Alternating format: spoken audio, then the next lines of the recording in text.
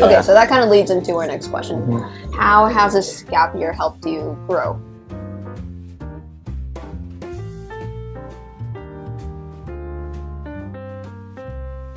It kind of takes you out of that box, high school and then uni and then work. It kind of takes you out of that box, and it kind of gives you time to like look and be like, yo, do I really want this? Like, do I really want that? Maybe a lot of people knew this and I didn't, but it's like life really isn't school. Life really isn't all about school and books and this and that. And it also kind of teaches you like you really shouldn't compare. And I did this for a long time. I did this for a lot, and I still kind of do it. Like I can't just switch it off. But like if you take a gap year and you constantly compare yourself to what everybody else is doing, right, it's gonna be the most miserable. You're just gonna be waiting for it to end. You're just gonna be waiting for it to end. There were times where I was like, "Oh my god, am I just waiting for this to end?" I think you'll resonate with 100%. A lot of the stuff like I felt would be the exact same stuff you absolutely, felt, and Koji, like exactly the same. Oh to be honest. my lord. But yeah, I'd say don't compare. I guess it kind of just gives you time to learn more about yourself as well, and you got a lot of free time. Yeah. And you kind of just gotta learn like, what the hell do I do with all this? Yeah, how to make use of that. Exactly. And it's kind of told me like taking opportunities when I get them. When you're given a chance to not do work and like kind of chill out, right, and, like relax, like you don't need to do work for the sake of doing work. Yeah, like, I understand. You can do stuff or do nothing or just relax or just enjoy what's in front of you instead of always looking forward. There's a lot more that I've learned, and that's all that kind of comes to mind. It helps you grow up though. Right, absolutely. Maybe I would have grown up anyways. Yeah, at uni, but it would have been a different. Yeah, definitely. Yeah. Oh, that's one thing. Immature, like you go a year later, so right, really, like you like when you're at campus, it's like I think so. Yeah, you're like they say like a year is older, but like perhaps I would have made a lot more bad decisions. Nah, okay. Had I gone, I don't know. Maybe I still will. But I think a lot of the decisions I anticipate myself making and the ways I spend my time will be different. Will be actually a lot more different compared to what it would have been had I gone in September 2022. Right. So, okay. Yeah. You took A-level English, obviously, history, geography, further maths. No, just math. Just math. Okay, and then business. But then these are all such diverse subjects. I'd say. I mean, to be honest, like 5 subjects. Come on. Yeah, especially geography and history, they kind of play into one another. I think the humanities are better studied together, just like I the 3 sciences are better studied together. I agree. I think had it been economics instead of business, maybe that would have been nicer, I guess. So yeah, and then English is a language. I speak English. Yeah. And then maths is just, I just enjoy it, I guess. 5 subjects is like almost unheard of. You know, you'd think that. Look at the amount of times I've seen that online. Did I eat your rice? I'm so worried. It's all good. I ate your rice? Oh my god. No, wait, sorry, this is yours. Yeah, it's okay. Yeah, once you get out of school, you kind of realize, like, you kind of just stop caring about, like, A-levels. Yeah. Like, no one really... I use them for, like, my uni application, of course, but, apart from that... Yeah, it doesn't really care, Yeah, but it's so funny. It used to be, like, my whole life, you know. My world revolved around A-levels and doing well in A-levels. After that, you just kind of just stop. You sort of reevaluating your course and your uni choices, were those because of the gap year, or had you already, been thinking about?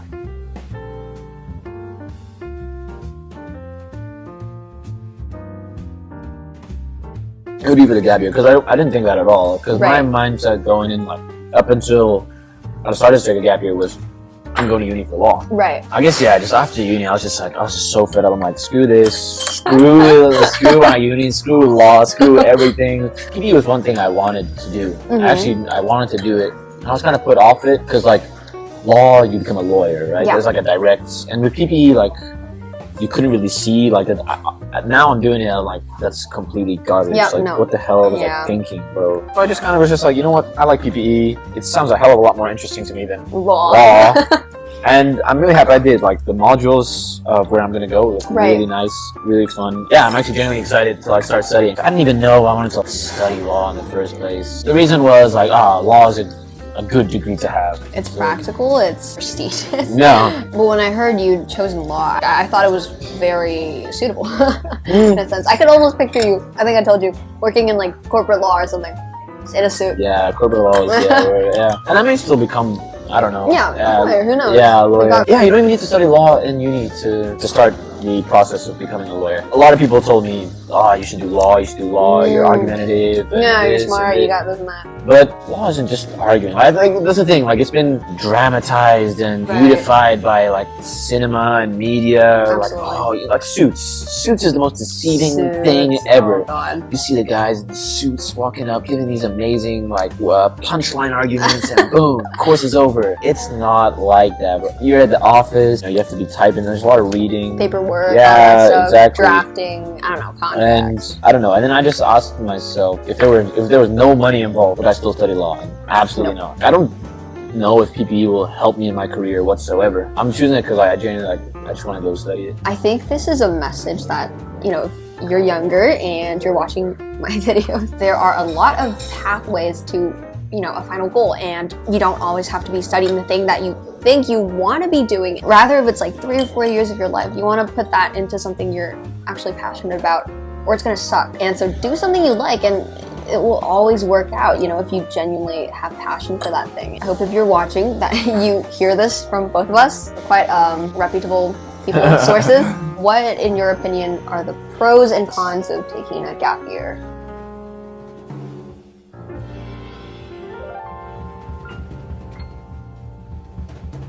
Koji said a lot of the really really good.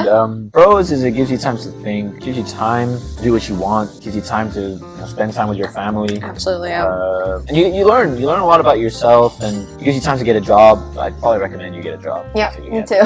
You get taught life lessons, I think. If you're like me, I'm really impatient, I'm really like active, and a lot about temperance and patience. You get taught that in a gap year. You also get taught not to really care too much about what people think. Absolutely, yeah. And you kind of feel like you go outside of the mold, if that makes sense. Like, I understand. Yeah. You don't just study what everybody's telling you to study. You don't just do what everybody's telling you. Like, you're just free to do what you want. Sometimes that mold can be really like restrictive. Yeah, exactly. I mean, I've said this before, like you go to school and then you go to uni and then you go to that and you listen to what's being told to you, and just kind of breaking out of that mold a little bit, you kind of get like shown like there is no real structure to life. Like when you're at school, everything's laid out for you, like there's school, and after school there's uni, and in uni everything's laid out for you. You don't need to think about anything, you just do what you're told. Like the modules are all there, and after uni, there's work, and just there's a structure to life. And then once you take a gap year, you kind of realize like there's actually no like structure. Like not everybody knows what's going on. Everybody's just doing like what they think they should be doing. No one has the right answers or the right ideas. And I mean it's cool because then you realize like I can do this, or like I really can do what I want. I agree. I understand. Sentiment. You really can pursue anything you want. Like there's no like set role you have to abide by. Exactly. Yeah, that's a really big pro, and that comes from just stepping back and realizing no one actually knows what's going on. Yeah, absolutely. And what to do. Cons, you will feel like you're stagnating. You will feel there are many times, I can't say how many times, you feel like you've wasted a year. You've wasted your time. How many times you look at your friends and you'll say, oh my god, they're living life and I'm out here stagnating, I'm doing nothing. Oh my gosh, you will never care more about what people think, I think, than the gap year. And you have someone tell you like you should really stop. Obviously I know like it's not my friend's intentions like to post stuff and do that, but like you can't help but look. Yeah. And you can't help but feel a certain way. There'll be times where you're doing nothing. Because everybody at uni's got stuff going on. I got classes, I got socials, I got this, I got that, I'm so busy. And you're just like, I'm not busy at all. You'll think people are looking at you like you're lazy. Oh my god, So you'll intentionally try to do work to keep up with them. I said this earlier, like you do kind of got to learn, except when you have time to do nothing and just chill. Because one thing you got to remember on a gap is like uni's coming. Like it's not like it's not coming. There'll be times where you feel like it can't come fast enough. I want this so badly, but it's coming, and you're gonna have 3 or 4 or how many ever years where you're gonna have assignments and you're gonna be doing that stuff. It's just at the time it just feels so far away in the future. If you're watching this while you're going through a gap year, like you'll hear what I'm saying, but maybe you'll just be like, who cares? And, whatever. He's saying this, but it's not really gonna be like that. It'll be like that. It will. Our experiences don't differ. I felt the exact same way. And then also, I think it stings a bit more if you're a high-achieving student. Oh my god, yeah. Someone like you, who was doing so well in high school, and then you come out and you're like, okay, well, turns out I'm taking a gap year. And you just feel like you're falling behind. Absolutely. You feel like everybody will say, oh, don't care what people think. Dude, man, shut up. That is the hardest thing in the world. Like, you can say it all you want, but that's the hardest thing in the world to actually do. But once you do it, like, it's totally different. Yeah, it's cool, yeah. Okay, so do you mind telling us where you're planning to go for university, region and specific university? Yeah.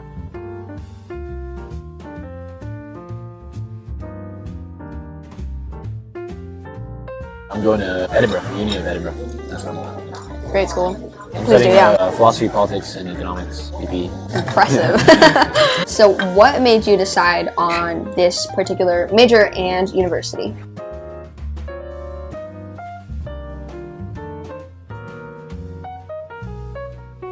I think it was a few things. It was who accepted me. Edinburgh's a nice city. I went there. It was a nice city. It's a good uni, good course. The course, I just liked it. I think it kind of encapsulates everything I enjoy studying, everything I like to read about, everything I want to know. And yeah, I hope it makes me become the person I want to be. Do you mind telling the audience what PPE is? I don't think a lot of people have a it's understanding.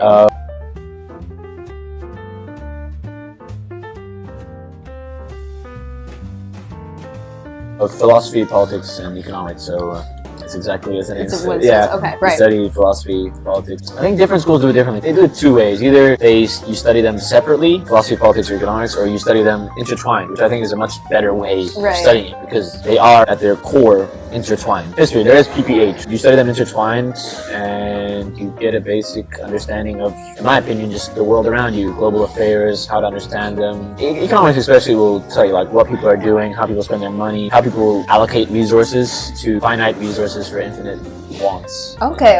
Yeah. Politics, philosophy, like philosophy complements politics because political philosophy. That's the thing. Politics is obviously intertwined with economics. That's so you. Yeah. I think if people me see this, they'll say yeah. If I had to like imagine you as a subject, it would be PPE for sure. Okay, so how did you find the admissions process?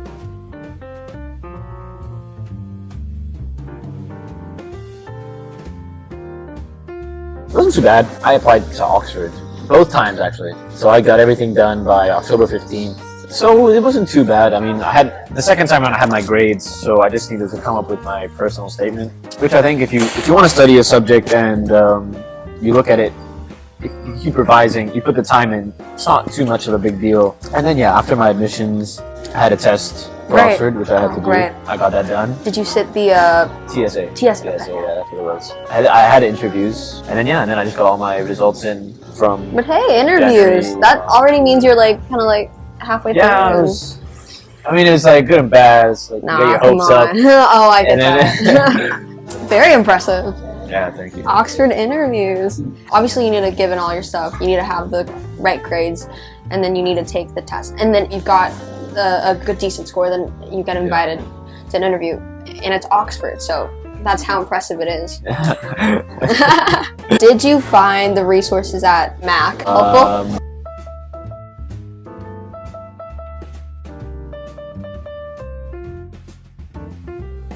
Yeah, I'd say so. Shayla's helped me with touch up my essay quite a few times. And Mr. Yvonne was good. I mean, with UCAS, I'd say it's more like people who are applying to America that need admissions officers more. For sure, yeah. With UCAS, it's more like you just do it yourself because you only got 5 to apply. Like, UCAS itselul is really useful. Yeah, I'd say so too. It's really easy to use. So it's basically just you researching your course. And now people will be able to. Before you couldn't even go to the UK to have a campus visit. Now they will because COVID's gone and you don't need great resources. Do you have any advice for high schoolers who are currently applying for uni or about to?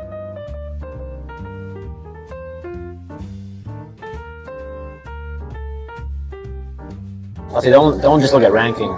Yeah, for sure. Don't just look at ranking. You should have reasons why you want to study that subject. Because my parents told me to, or because I think it's a good idea, or because it might lead to a good job. That's not a valid. They're really bad. You should not go if that's your answer. Yeah, you should just do something you enjoy. I think it's not the end of the world. This is more for high school. High school isn't if you don't do well in your exams, it's the end of the world. Yeah, agreed. If you don't get into the uni you want, like, it sucks, but it's not the end of the world. And if you take a year out, it's not the end of the world. Okay, so you're the right person if we're talking about stuff that's more controversial, right? Mm-hmm. What are your thoughts on affirmative action?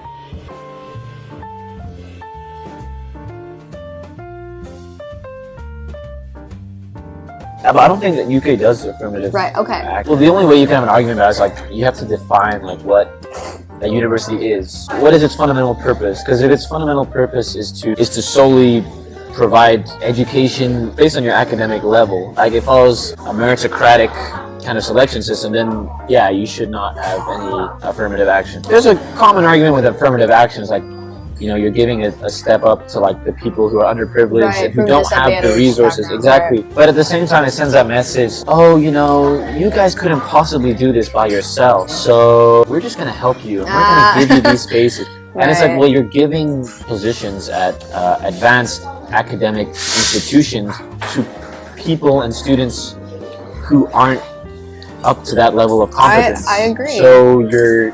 So you're putting them at a disadvantage, and so the entire time they're going to be struggling because they're not at that level. You're addressing a problem. To use the tree as an analogy, like, you're addressing a problem at the leaf when you should be addressing it at the root. Hi guys, thank you so much for sticking around until the end of the video once again. That was part 2 of episode 2. I'm currently working on part 3, so please stay tuned and continue liking, commenting, and sharing so that this video and some of my other previous videos can reach a larger network of people. I hope these videos help you on your own journey to life, as cliche as that sounds. I try my best to pick people who are currently leading non-traditional or more unorthodox paths to show you that there are many, many alternatives to life and many, many paths to take to one final destination. Whether or not you're currently going through university applications or you are already older, you've graduated, I want to let you know that life isn't just one singular road, and that once again there are many alternatives you can take to reach a final goal. Following the set path or the more traditional way is not the sole choice you have. I want to show you through these videos that you are free to make different choices and decisions, because ultimately you are the only person who has agency over your life. And that's the end of the video. Thank you so much for watching once again. Don't forget to like, comment, and subscribe. Stay tuned for part 3. Bye!